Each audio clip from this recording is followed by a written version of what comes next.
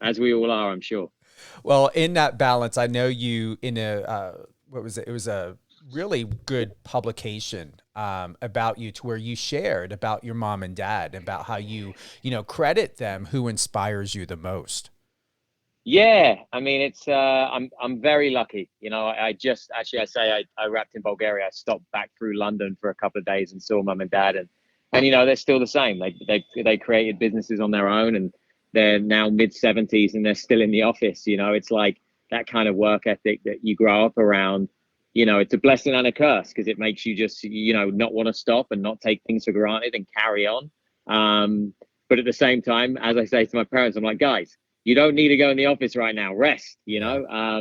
But yeah, I do credit them. I'm very lucky to have the upbringing and the support, and they always embrace my, I guess, my kind of different personality. I'm from a small little town just south of England, and there wasn't really a lot in the arts. But for whatever reason, it's what I wanted to do from like 4 years old, and they never stopped me. And even at 16 years old, when I left school and wanted to move away and you know, follow my own dreams. They never, they were like, go for it. You're going to make your own mistakes. You're going to figure it out. You're going to fall down a few times. You're going to get hit a few walls. And, it was that kind of like, I guess, unconditional love, but also letting me go off and find my way myself as well, which was very important. Are you still finding time to play soccer and journaling?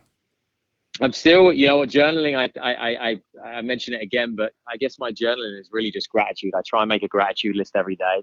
Well, I do one every day and try and stick to that.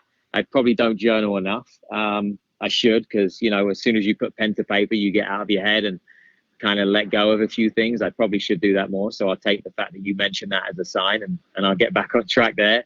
And football, I still do play. I love football. As in soccer, I guess. Just for anyone listening, I'm not playing any NFL.